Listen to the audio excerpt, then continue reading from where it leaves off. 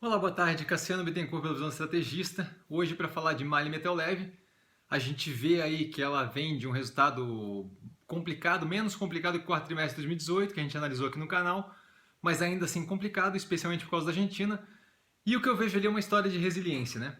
Então, assim, quando a gente vê os outros vídeos que eu postei, no dia 13/11, quando eu fiz a primeira indicação, no dia 8/1, quando eu falei dos dados da Anfávia, e no dia 19/3, quando eu avaliei o quarto trimestre de 2018, a gente vê ali que a empresa vem numa dificuldade aí de ter uma previsibilidade do futuro, né? Então a gente tinha no terceiro trimestre de 2018 um up bem garantido, que foi frustrado aí, especialmente pela afundada da Argentina no quarto trimestre e na sequência nesse trimestre passado agora.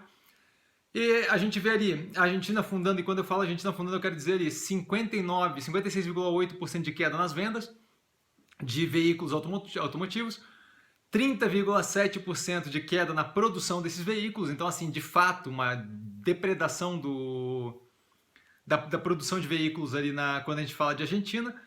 E quando a gente vê o agregado doméstico, né, e aí doméstico eu quero dizer Brasil e Argentina, porque a empresa conta doméstico como Brasil e Argentina, a gente vê uma queda de 4,8%. Além disso, a economia brasileira que está fraca, então a empresa está aí num momento que mercadologicamente bem complicado, mesmo assim ela consegue manter ali uma certa resiliência, deixando transparecer as dificuldades apenas quando a gente chega no lucro, mas a gente vê ali uma receita líquida com um crescimentozinho, quando comparado primeiro trimestre de 2019 a primeiro trimestre de 2018, de 0,7%, atingindo 623,2 milhões. Então é um número considerável, especialmente quando você vê parte do mercado dela afundando.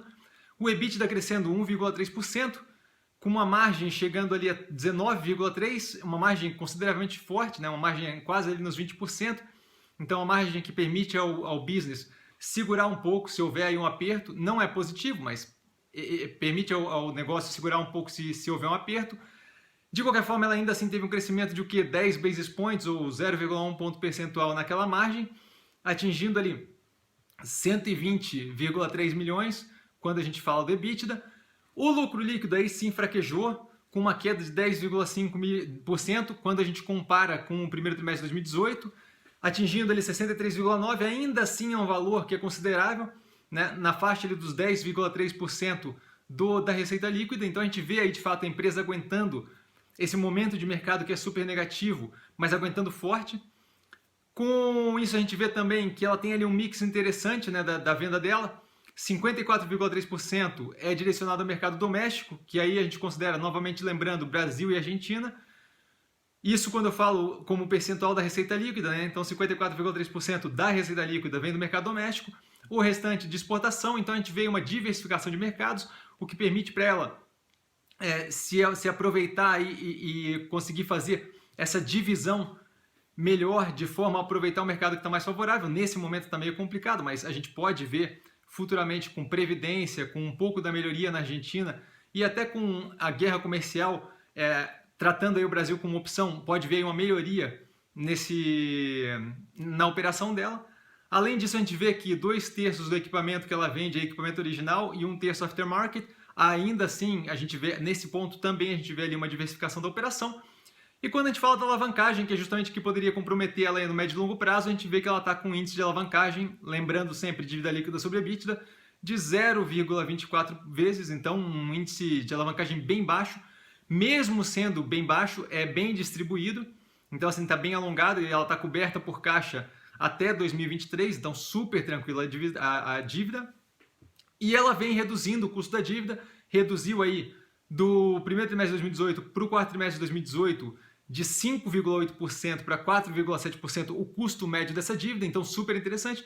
E é possível ela fazer isso porque o endividamento é basicamente FINEP, 62,8% é do FINEP, que é justamente um financiamento destinado para inovação e que vem aí com juros subsidiados, então um custo mais baixo. Além disso, 33,2% é ACC, ou adiantamento de contrato de câmbio, que é justamente para acelerar o recebimento de uma conta para uma exportação que vai ser feita no futuro. Então, só financiando a operação, tudo com colateral do recebimento ali que ela vai ter da operação. E os últimos 4% que sobram é BNDES, que também tem um juros muito baixo. Então, isso permite para ela manter não só esse endividamento baixo, mas também o pagamento do serviço da dívida muito baixo. Falando agora da ação do papel, olha, não vou mentir, é difícil ver eu ter comprado o papel um pouquinho antes dele estourar ali no começo do ano e ver ele bater 28,31 em janeiro, em 24 de janeiro, mais 30% ali de rendimento no que eu estava comprado e ver ele voltar tudo e ainda cair um delta. Então, assim, não é o melhor momento da vida, assim, dá um peso no coração. De qualquer forma, a empresa aí, agora em maio, pagou um dividendo com yield de 5,9%, na faixa aí de 1,50 por ação. Então, assim, acaba amenizando um pouco. E, de qualquer forma, como a gente viu ali o estouro dela em janeiro, a gente deve ver também, com a passagem da reforma da Previdência, talvez com um direcionamento maior devido à guerra comercial, de demanda para o Brasil, e esse tipo de coisa a gente deve ver ali uma melhoria no futuro, e isso deve ser refletido rapidamente no preço. Então, assim, eu considero a empresa interessante, e eu considero interessante o quê? Se você já está com um portfólio bem montado, vale a pena para diversificar um pouco a operação. De qualquer forma, acho que a gente tem alguns papéis aí para pensar antes de chegar aqui. Eu estou com um portfólio grande e bem diversificado, então assim, eu vou manter ali o peso que eu tenho, que é pequeno nesse papel, mas eu vou manter o peso porque eu acho que é uma empresa que mostrou resiliência, que deve reagir, como a gente viu em janeiro. O preço deve reagir muito rápido assim que a gente começar a ver algum direcionamento numa direção positiva aí com relação ao Brasil, especialmente no que a gente fala de reforma estruturante.